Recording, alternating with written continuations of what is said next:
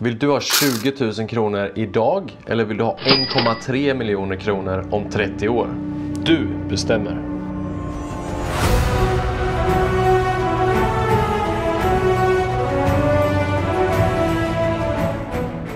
Du kanske drömmer om att tjäna mycket pengar och sanningen är att de flesta de vill bli rika idag. Men om man slår ut det och man tittar på enkel matte på en längre sikt och hur de andra miljonärerna och miljardärerna och hur de allra rikaste i världen har blivit rika, så är det med hjälp av ränta på ränta-effekten. Alla vill ha en quick fix. Man vill ha magrutor nu, men man orkar inte gå till gymmet. Man vill köpa en bil idag, men man har inga pengar. Har du tålamod så kommer du att bli rik. Tro mig, efter den här videon så kommer du ha formulan till hur man gör.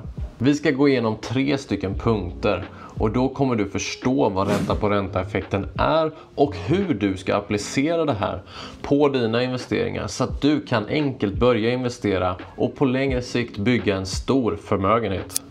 Så vi börjar med punkt nummer 1 och det kanske är den tråkigaste punkten, men vad är ränta på ränta? Och enkelt förklarat så handlar det om att du investerar dina pengar och efter 1 års tid så ökar de. Låt mig ta ett litet exempel. Låt säga att du har 100 kronor. Dina 100 kronor får 10% ränta eller avkastning varje år. Efter 1 år så har dina 100 kronor blivit värda 110 kronor. Efter 1 års tid så har du fått en ränta på dina pengar. Och det är nu som den här ränta på ränta-effekten slår till. Det är år 2. När du redan har fått ränta på dina förräntade pengar sedan tidigare. Då kommer du få ränta på dina redan räntade pengar. Och år 2, ja då får du 10% på dina 110 kronor som de nu är värda. Och när man drar ut det här på lång sikt, det är då vi ser de stora effekterna utav ränta på ränta-effekten. Över tid så kommer de här öka i värde eftersom du alltid får ränta på dina redan räntade pengar. Det är ränta på ränta-effekten, väldigt kort förklarat. Och nu kommer du säkert fråga, men hur får jag ränta? Vart får jag räntan ifrån? Och det kan vara ett sparkonto, det kan vara fonder, det kan vara aktier, det kan vara kryptovalutor, det kan vara vad som helst för investeringar som du får en avkastning på. Det absolut vanligaste och det som jag brukar prata om, det är om att investera i aktier. För att på aktier så får du en vinstdelning utav det här företaget som du har investerat i. Och vet du inte vad aktier är så kolla in min video om aktier för nybörjare. Men med aktier, ja då får du alltså en utdelning utav företagets vinst som gör att du kan återinvestera den här. Och normalt sett så kanske man får 2-4% i olika aktier som ger ut en sån här vinstdelning. Och det är just det som är det magiska. På längre sikt när du återinvesterar den här utdelningen år efter år, det är då du kan få se riktigt coola effekter med hur dina pengar växer. Jag vill ta exemplet med Castellum, ett fastighetsbolag. De som köpte aktier för 100 000 kronor i Castellum år 1997 och har behållit dem har idag aktier för ett värde av mer än 4 miljoner kronor. De aktierna ger i dagsläget utdelning på ungefär 110 000 kronor om året. Alltså mer än det ursprungliga investeringsbeloppet. Hur sjukt? Alltså mer än vad de investerat får de tillbaka varje år i utdelning. Helt galet. Nyckeln till varför ränta på ränta-effekten är så galen, det är att du använder tiden. Desto längre tid du investerar, desto större blir den här ränta på ränta-effekten. Så därför är det extremt viktigt att du som är ung, du investerar så tidigt som möjligt. För desto större blir ränta på ränta-effekten. Det är det som gör att vissa får ett försprång mot andra. Exempelvis många föräldrar som investerar sina pengar åt sina barn innan de ens är födda. Vilket gör att den här ränta på ränta-effekten bara kan få jobba åt pengarna just över tid. Så hur ska man tänka när man investerar sina pengar om man vill få en ränta på ränta-effekt? Jo, jag tänker så här. Pengar som jag inte behöver, pengar som jag staplar på hög, de investerar jag. Jag har ingen direkt plan med dem, utan jag vill bara investera dem och låta pengarna jobba för mig. Och så ska du också tänka. Du behöver inte tänka på att du ska spara på en latte latte i månaden eller vad som, utan lev ditt liv, njut, men pengar som du får över, som du har råd att investera, gör det. Och låt de här pengarna vara investerade över en längre tid. Desto längre tid som du investerar, desto större blir den här ränta på ränta-effekten. Och det är det jag vill att du ska förstå.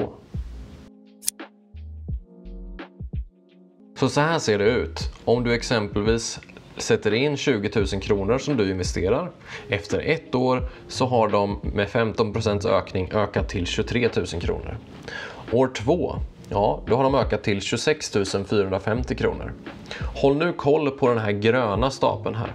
Det är alltså hur mycket det ökar för varje år. Efter 3 år 30 000 kronor. Efter 4 år 34 000. 5 år, 6 år, 7 år. Kolla på den gröna, hur pass mycket större den blir än den blåa stapeln.